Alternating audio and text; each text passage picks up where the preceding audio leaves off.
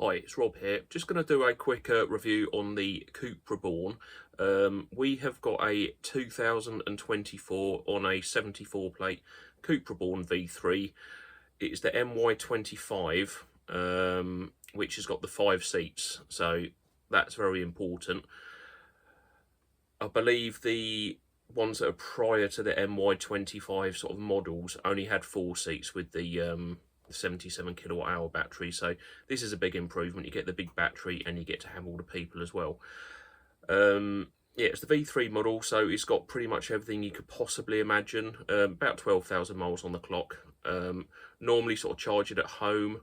I would say I only normally charge it to sort of 80%, and I'd say I can easily get sort of 250 miles out of that 80% worth of battery.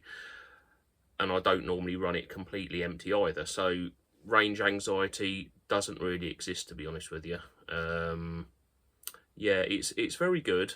There's a couple of things I don't like, and some of this you don't know till you got one. First of which is the speed warning that you have to turn off every single time you get in the car, which is a bit every time you cycle the ignition, it comes back on, preset to on.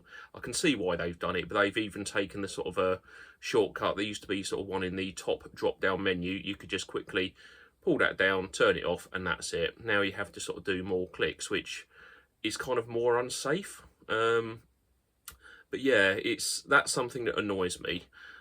Something which is a bit more of a sort of design quirk, I would say, is the rear of the car gets absolutely filthy. When the weather's horrible, it gets filthy. It seems to be a bit of a Volkswagen thing. I've seen lots of Volkswagens like it. Don't know why. Other than that, the only other thing I've noticed is when you sort of wind down the windows, especially the front windows, you get very loud sort of drumming noises, just as sort of air is moving around. Those are the three things I don't like, really.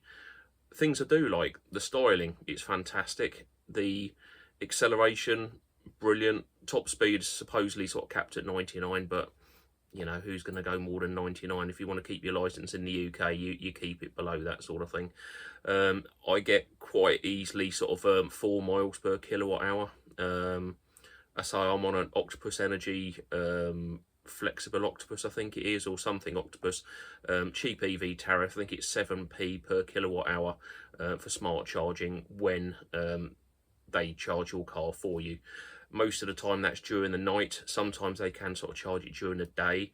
It costs about £3 to £4 to sort of charge, and that's fantastic, to be honest.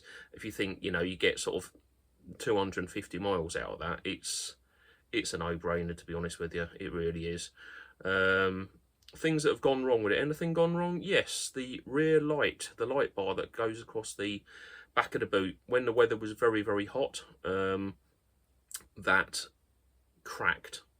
I don't know if it was over tightened in the factory or something. Obviously these are designed in Barcelona, which you'd think would be pretty hot anyway. Took it to Cupra, they replaced it. This was when it was properly hot in the UK. Yeah, it lasted a week and it cracked again. They changed it again, and it hasn't done it since. Saying that the weather has not been as hot since, so whether it's going to happen again, I don't know. Yeah, it's very, very good.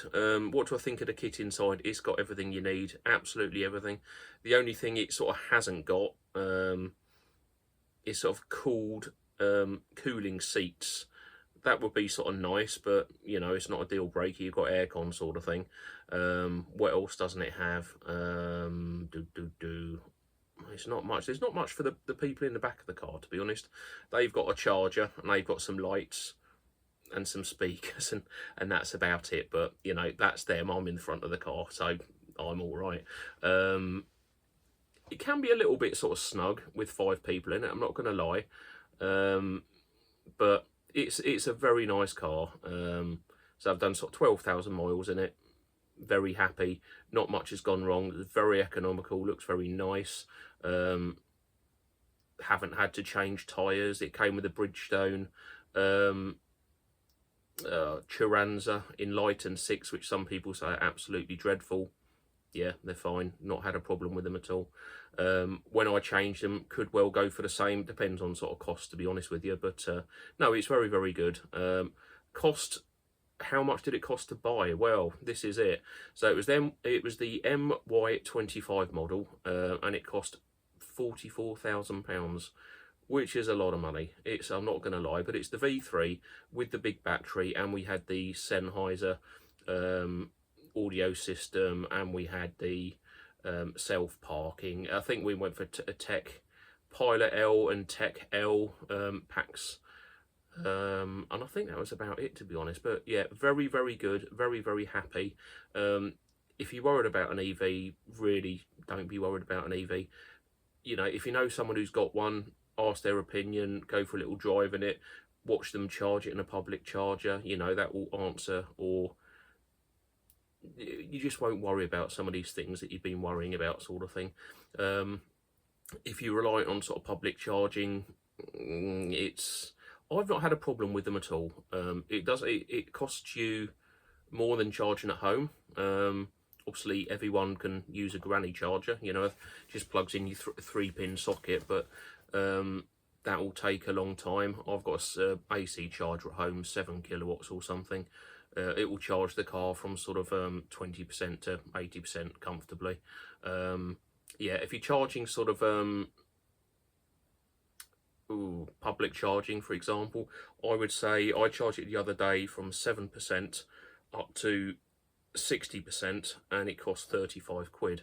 So yeah, I'll let you do the maths on that. But you know, honestly, it's so serene. It's quiet. It's like you're in the Starship Enterprise. There's no noise. It seems like there's effortless power. You know, you do everybody at the lights. It's got launch control. If you don't know, it's got launch control. It has. How do you use it? Well, you stick it in Cupra mode, and you turn off the auto hold function, and then basically left foot brake it, full throttle on the with your right foot, and when the lights change or you want to go, you just lift your left foot off the brake and it goes like a rocket. It's like you've been shot out of a gun. It's fantastic. It's rear wheel drive. You can get the back end out in the wet if you want to. It's brilliant. Do I miss combustion engines? Not at all. Does it take longer to charge using a public charger? Yeah, it does, compared to petrol, but the way I look at it is it charges normally when I'm asleep. I'm not wasting any time at all refueling my car normally. You know what it's like. You go to the garage, sometimes you have to queue for a pump, then you sort of queue in to pay, and there's somebody who's done their weekly shop, and you know it takes ages, and then you get back in the car and you're blocked in, and people are messing around putting makeup and phones away, and you know all this stuff, and you know you can get stuck there for a long time. I would say I don't do any of that on a regular basis because I charge at home. It does it for me. I don't need to do it. It does it for me when I'm asleep. It's brilliant. So downside, cost. Other than that, very, very good. It's well worth buying one. You should go and get one. I love mine. Okay. I'm not sponsored by anybody. I bought it with my own money. Yes, it hurt when I had to sort of pay the money for it, but I don't regret it. No regrets at all. Okay, catch you next time.